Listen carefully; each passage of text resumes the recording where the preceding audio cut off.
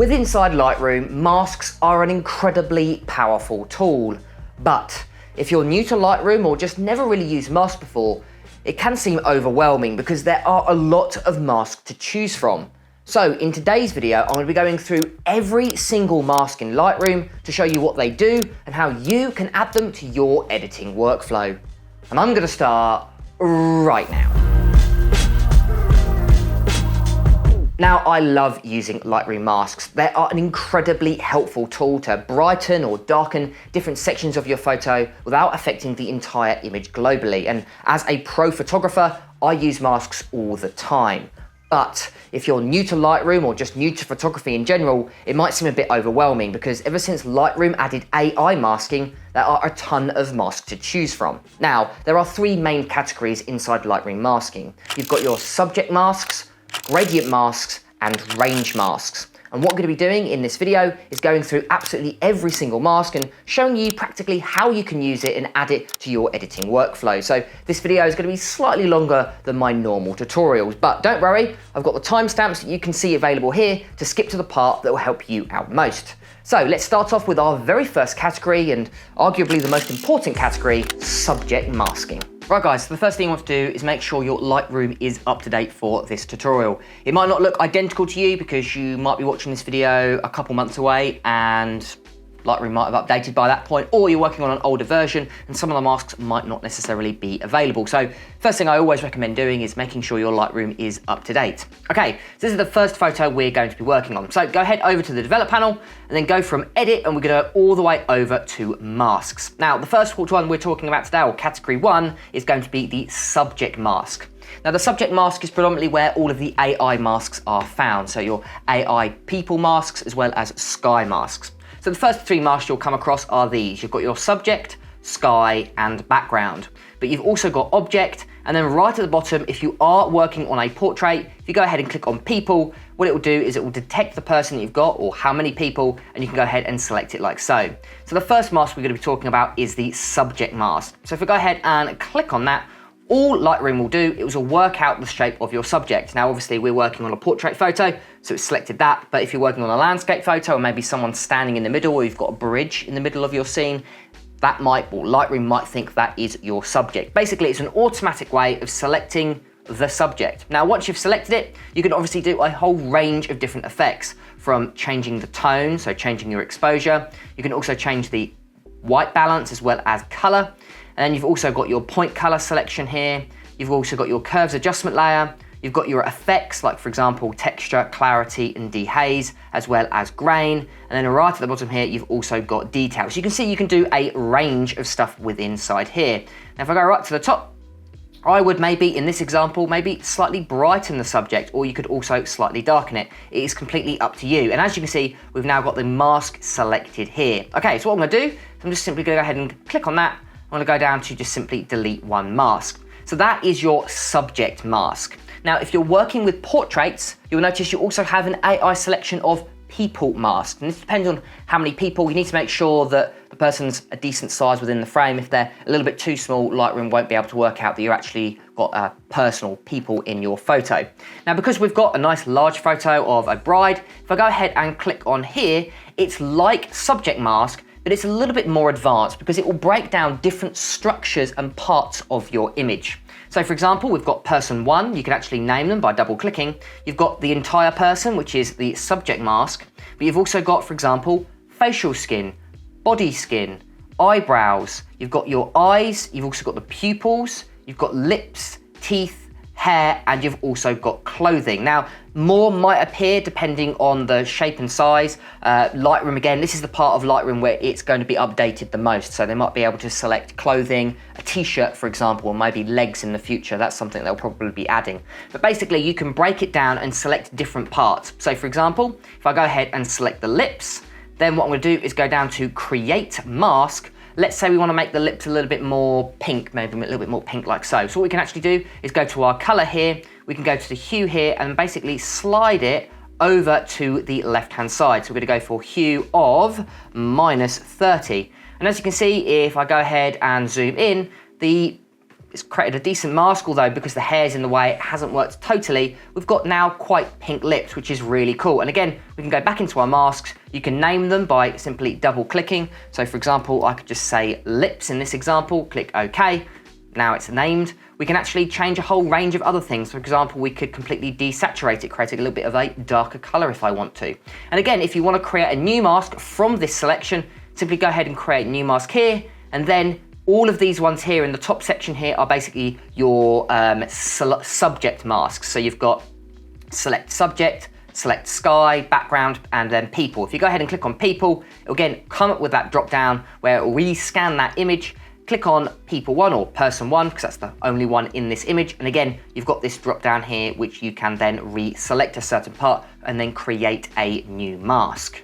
But let's say you want to select something else. Maybe you want to select a physical object within your scene. Maybe you're more of a landscape photographer. Well, that's something we can also do. So what I'm gonna do is zoom out on this image, and we'll go ahead over to photo 2, for example. So let's say we wanted to select both the bride and the groom in this example. Well then, you won't be able to necessarily use your subject mask. It might not necessarily work because you've got a depth of field. So instead, what you can do is go to your mask selection. Instead of selecting subject, what we could do is now select objects. Now object is a little bit different because you're giving Lightroom a suggestion of what area you will actually want to be selected. Subjects mask, you kind of click a button and Lightroom kind of goes, I don't know what to select. I'll select this. And where with object mask, it gives you a brush to kind of give you a reference point of, I want Lightroom to roughly select this object. And it works really well if you're selecting maybe a building, or for example, in this case, 2 people. So in this case, I can go ahead, just create a quick subject,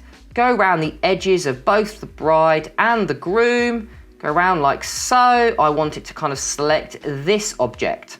So I'll go for something, and just kind of fill in here. So go for this. Now Lightroom will detect the objects and bang, done a really, really good job. Now grant you, it doesn't work all of the time. It's a little bit haphazard, but it is getting better and better, I've noticed. So basically now we've got both selected. So now what we can do, in this example, maybe we want to brighten them ever so slightly, maybe by 0.25. And then maybe we want to go to the saturation and increase the saturation ever so slightly as well, which is really nice. And of course, if you want to select them, but you want to select the background instead, all you'll need to do is go to select objects and simply click invert. So now the background is selected versus the foreground. So you can actually invert your mask selection. So another way you can use object selection is you select an area that you basically don't want to be selected and then click invert, and it will invert your selection, which is really, really nice. Now the object selection also works well with landscapes as well, but of course if you are selecting 2 people and they're in decent size, if I go ahead and just remove all masks, you can actually go into your people, and as you can see, we've now got 2 people selected. So you can select 1 and select 2. You can also click this button here, which selects both of them. So you can both select the irises, or you can both select facial skin as a group, which is also really nice. Now, I haven't worked out the limit of how many people can be in a frame, but maybe you're a wedding photographer and you're doing group shots, you could select everybody's eyes at the same time. You don't have to go in and select every single person's eyes or every single person's lips. Or if you want to create like a global skin adjustment, maybe soften the skin slightly, and you've got maybe 5 people in the scene, you should be able to do this with selecting all, and then with the drop down, select face skin, and then maybe simply drop the clarity slightly. So as you can see, the new AI masks are incredibly helpful, but it's not just for portrait photographers. Landscape photographers can also use it as well. So let's go over to photo 3. There's a photo I've recently taken in Arches National Park. Now this is going to be a great example because obviously we've got an arch. How well is it going to be able to select the sky? So for example, here we can go ahead over to our mask selection. We've got a nice big button here, it says select sky. As you can see, no people found in this image for obvious reasons. We're gonna go ahead and select sky, and as you can see, it's done a really good job. Now, of course, we can refine it slightly if we want to. It's selected a little bit of delicate arch there. But now, for example, what we can do is go to my exposure, darken that down a little bit slightly. Maybe we'll go to the temperature there, drop the temperature down, making it a little bit more blue, and then maybe actually simply drop that saturation down, making it a little bit less saturated. And as you can see, it's done a really, really quick job. And of course, if you want to select the foreground and not the sky, all you'll need to do is simply go ahead, create a new mask, select subject, and then click invert. So you can select the sky, and if you don't want to select the sky, you can invert it, which is really, really nice. And of course, if you do want to just select the foreground, you can go ahead and create new mask. And the last one we haven't talked about yet is select background. So for example, what we can do is actually go back to this photo here. We'll go to our masks, and then if we go ahead and select background, it will look at the photo, it'll work out what the background is, and as you can see, it's done quite a good job.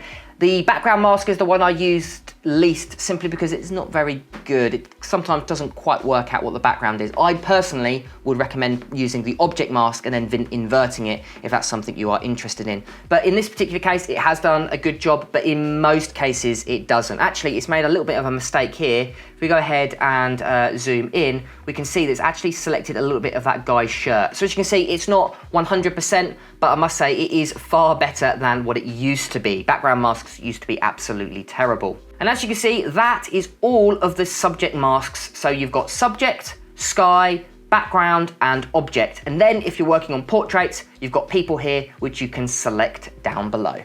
So as you can see, there is a lot to subject masking. Obviously, you've got the AI masks, which are pretty much automatic and highly recommend if you're a beginner photographer, because a lot of the work is done for you. But of course, you've always got that subject mask as well as that object mask if you want to select different parts of the image that Lightroom necessarily hasn't picked up. So really helpful, especially if you're a portrait or landscape photographer, because a lot of it is automatic. You can select the sky, the background, the foreground, really easy. Okay, so now let's move on to category 2, which is gradient masking. Now within the gradient mask category, you've got 3 to choose from. You've got your brush tool, you've got your linear gradient, and you've got your radial gradient. And in my opinion, these are the ones that I by far use the most, because they're the ones that are fairly universal across all photos.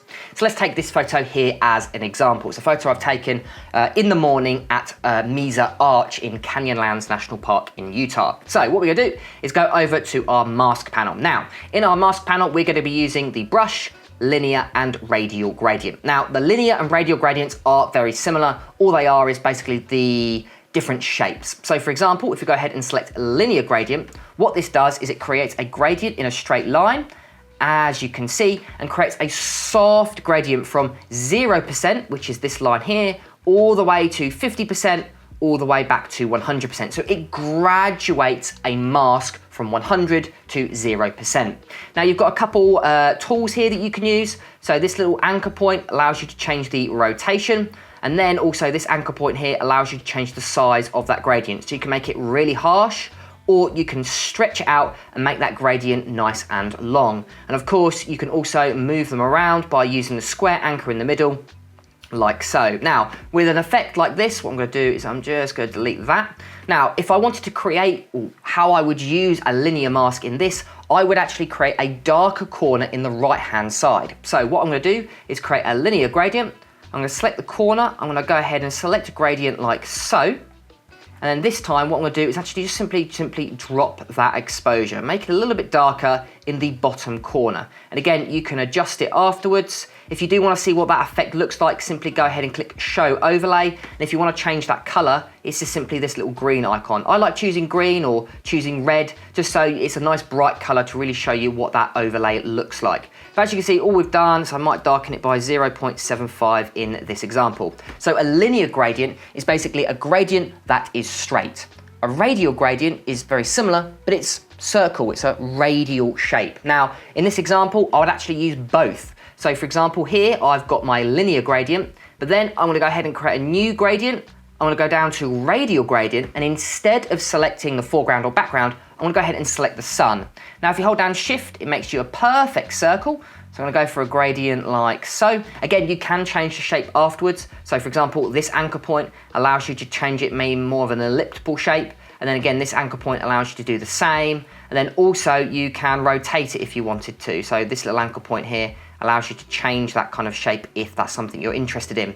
Plus with this, you've also got a feather.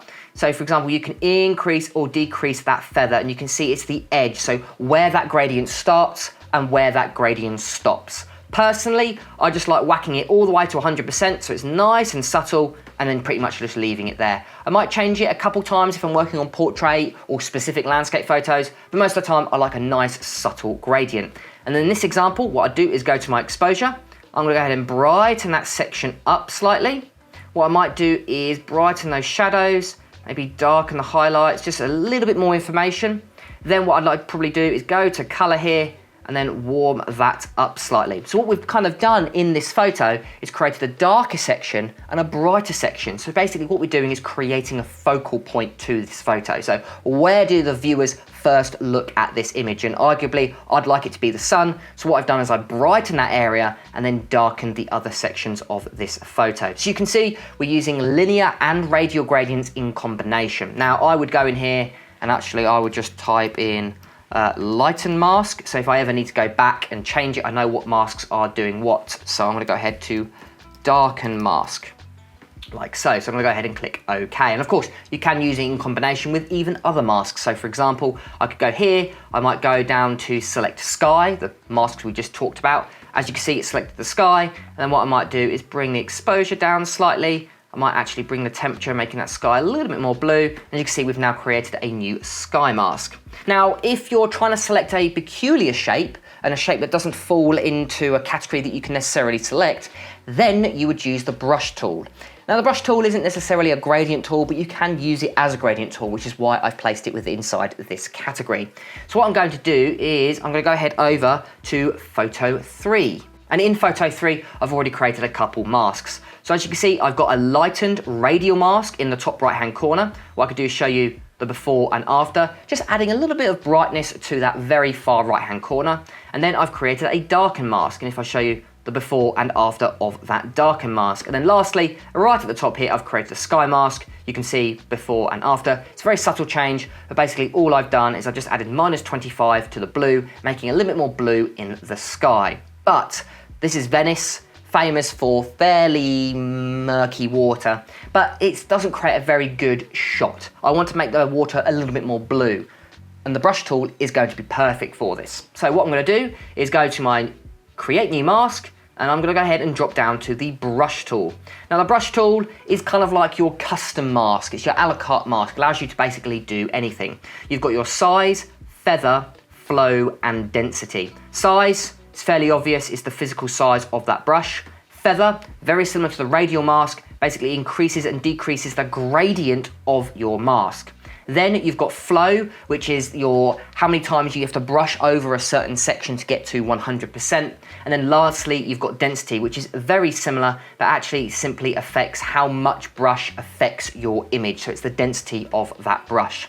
Most of the time, what I'll do is keep size fairly small, feather at the 100%, flow at 100%, and density at 100%. Now, we've also got one more button down here called Auto Mask. And basically it's like a little AI ChatGPT mask that basically helps you out working out certain objects. So for example, if I wanted to paint in the water, which is what I'm going to be doing in this example, if I start painting, what it will do is it will help me find the edges of all of this boat. So it won't let me paint over the boat accidentally. And it lets you basically help you create a little bit more of a precise mask. Of course, you can turn it off if you wanted to. So for example, if I go ahead and turn that on, you can see it's now creating a little bit more of a sharper mask for me. So it's not allowing me to select the boat.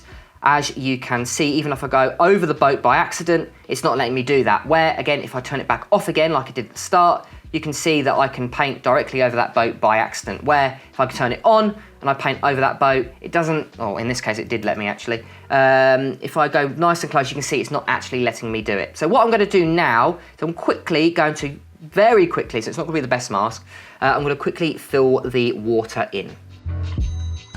There we go. So that is a quick selection. Now, if you have made a mistake, I kind of want to cut out this boat a little bit better. What you can actually do is simply go to erase here, and then you're basically adding in a negative brush. So you can kind of not paint or off paint the section that you've just made. So you can basically revert back or erase that section that you've done. But as you can see, I've done a pretty good, wow, it's an all right job. It's not absolutely amazing. Now, in this particular example, what I'll do is I've dropped down to the temperature and simply just add more blue into the water, and bang, there we go. Look at that. It's a little bit fake. I'd probably spend a little bit better job on that. But now the water looks completely clear. It looks lovely and blue, shining off the sun, and it kind of matches the ambiance of the kind of atmosphere. Now, I'd also probably go into the saturation, take a little bit of that saturation out. Don't want to make it look like it's luminous green, but as you can see, it's done a really good job. So what I can do is show you the before and after, and immediately this photo looks a lot better. So as you can see,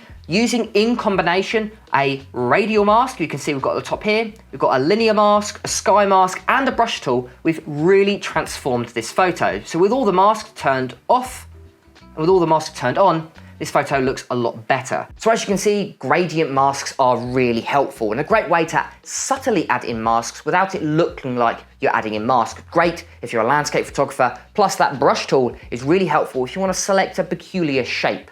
The object selection tool works sometimes, but if you really want to have that fine detail, the brush mask is incredibly helpful, allowing you to change the brightness and even color of certain parts of your image. Okay, so let's move on to our final category, category 3, which is range masking. Now inside the range category, you've got 3 options. You've got your luminance range, which allows you to select a certain luminosity of your image. Then you've got your color range, which is basically the same, but allows you to select a certain color. And then lastly, you've got your depth range. And that's the only one we're not going to be able to do in this video because you need a special camera to basically have depth information built into the metadata. And I only shoot on normal traditional cameras like my R5 and other cameras, so I don't necessarily have this. But if you own an iPhone like this, then it actually, and you shoot on portrait mode, it can actually use the depth map of inside the photo. But I don't ever really shoot and edit photos on Lightroom. But if you do, the depth map might actually be really, really helpful.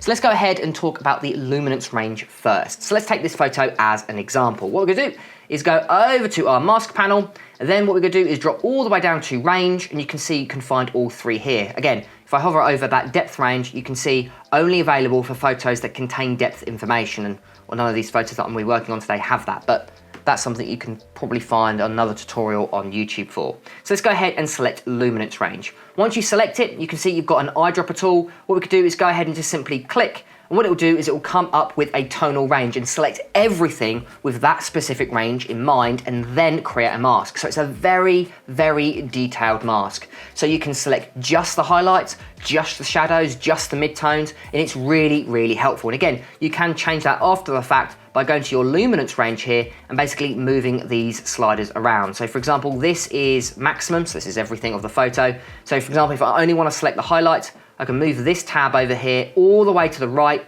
and you can see we're selecting less and less of those midtones, only selecting the highlights.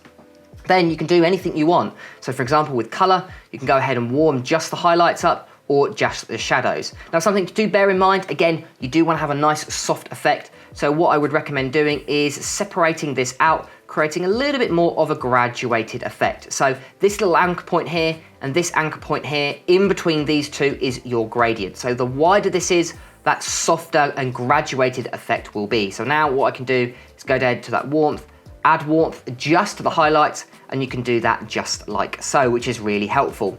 Now, I've got to admit, I personally don't use a luminance mask like this. I use it usually in combination with another mask, and we haven't actually discussed about this in this video, and it's called intersect, where basically you can use one mask and intersect it with another mask. A bit like a cookie cutter, if you create a circle and you have that other circle and cut that out, you're intersecting one cookie cutter mask with another mask and creating like a moon shape, for example. And we can do the same with inside Lightroom. So instead of just using the luminance mask by itself, what I'm gonna do is click delete all masks. We can use it in combination with another mask. So let's go ahead, create a radial gradient. What I'm gonna do is make a nice big radial gradient just affecting the right-hand side. So we're only affecting the right-hand side of this image. What I'm gonna do is brighten it up. I'm gonna go ahead and add some warmth to that. I'm also going to go all the way down to texture clarity and dehaze. I'm going to remove some texture by going to -30 and also remove some dehaze by -30, creating this nice kind of very soft effect. Might make it even bigger to affect this side of the photo. It's almost like the sun is just appearing in and lighting these mountains up really beautifully. But I don't want it to affect the shadows. Now I've created this mask, obviously it's a radial mask, it has no interpretation over what's bright or what's dark. So what we can do is with that mask selected, we're gonna go to the mask settings, we're gonna go to intersect mask with, and this is where you can select another mask. And this is where I recommend going down to luminance range.